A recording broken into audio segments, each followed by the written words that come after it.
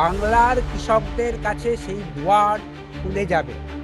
আমাদের এই সরকারের লক্ষ্য কৃষকের আয় বৃদ্ধি করা, কৃষকের সামীপ্যে সান্নিধ্যে থাকা, তাদের নৈকট্যে থাকা, তাদেরকে মিথ্যা আশ্বাস দেওয়া নয়, তাদের প্রকৃতভাবে তাদের পার্শ্বদ পরিকর যদি হতে পারে আমার এই দপ্তর, তাহলেই এই দপ্তর সাফল্যমণ্ডিত হবে।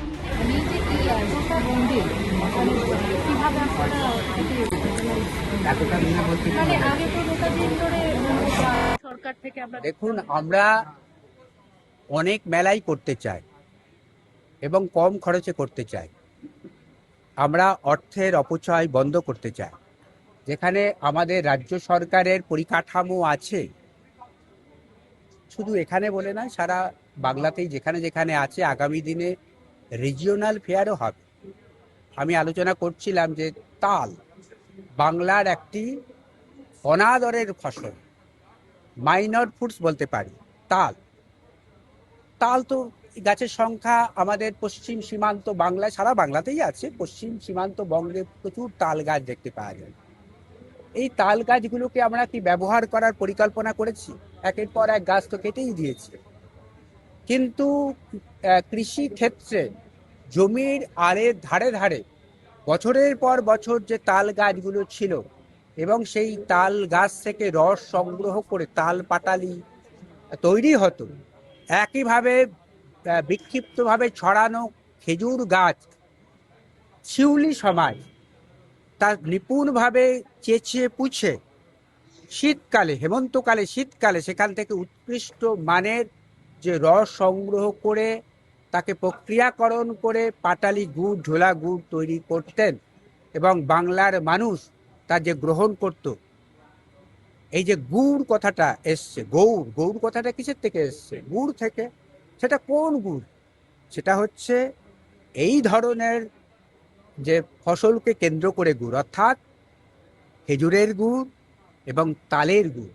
একসময় এই বাংলার গুড়ের বিশ্বজনীন বাজার ছিল। আপনারা জানেন যে চাঁদ সওদাগর তিনি বাণিজ্য করেছেন। অনেক ঐতিহাসিক গ্রন্থগুলোতে বাংলা থেকে উৎপাদিত কৃষি পণ্য দূর প্রাচ্যে এবং মধ্য প্রাচ্যে রপ্তানি করা হয়েছে।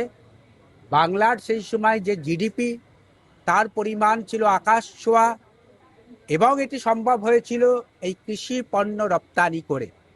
আগামী দিনে কৃষি এবং উদ্যান পালনের ক্ষেত্রে কৃষকের আয় বাড়ানোর এবং সরকারের রেভিনিউ আদায় করবার এবং বিদেশে রপ্তানি করে বৈদেশিক যে মুদ্রা আনয়ন করবার যে বিপুল সুযোগ আছে, বাংলার কৃষকদের কাছে সেই দুয়ার খুলে যাবে।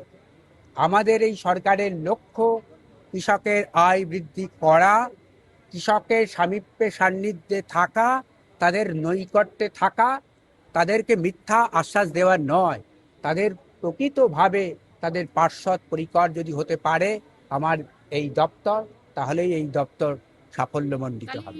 এই ফলগুলো আপনি যেটা বলছিলেন, আরো অনেক ফল আছে, আরো অনেক ফল আছে। ইন্ট্রোডিউস ফলও আমরা চাষ করতে পারি। আপনারা জানেন ড্রাগন ফ্রুট চাষ করে কৃষক, উদ্যান পালকের হাতে 2 পয়সা এসছে। আগামী দিনের আমরা লক্ষ্য হতে পারে অ্যাভোকাডো, একটা অ্যাভোকাডো 100 টাকা 150 টাকায় বিক্রি হয়। আমাদের এই জলবায়ুতে হতে পারে।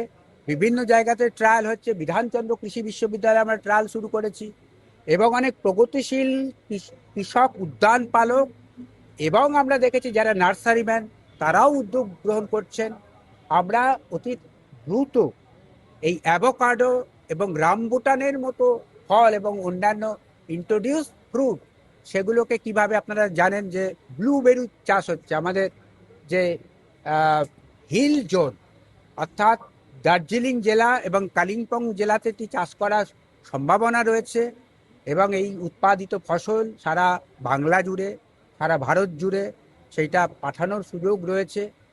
আমরা আগামী দিনে অপেক্ষা করছি নতুন নতুন ফসল, তাকে চাষ করে কিভাবে কৃষকের আয় বাড়বে।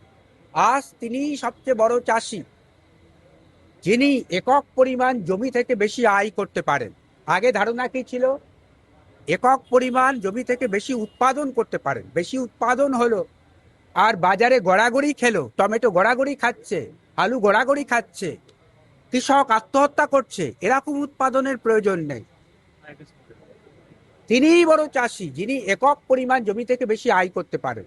মরশুমে যদি আমি মনে করি আম্রপালি আম চাষের তুলনায় 12 মাসই আম চাষ করে কৃষকের আয় বেশি হবে, 40 টাকার জায়গায় তিনি 200 টাকা পাবেন। 12 মাসি আমে, অফ সিজন ফ্রুটে, মরশুম বহির্ভূত ফলনের ক্ষেত্রে তাহলে আমরা সেই দিকটিই যাব। 12 মাসি আম, 12 মাসি কাঁঠাল, সেটি চাষ করেও কৃষক সমৃদ্ধ হতে পারে।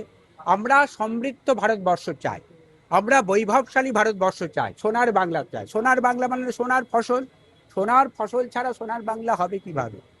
শিল্প তো হবে। আপনারা বাজেটের পরতে পরতে দেখেছেন যেটি কৃষক বান্ধব বাজেট, বাজেটের পরতে পরতে শিল্প বান্ধব।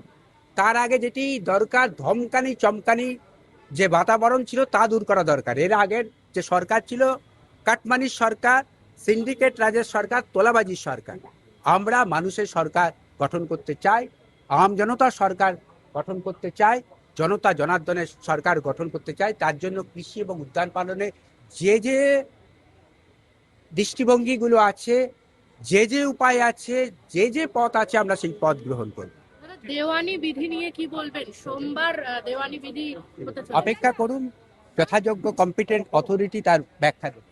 আরো ভালো ভালো খবর দেখতে সাবস্ক্রাইব করুন বাংলা হান্টের ইউটিউব চ্যানেল। বাংলা হান্টের আরো খবর দেখতে নজর রাখুন। বাংলা খবর মানেই বাংলা হান্ট।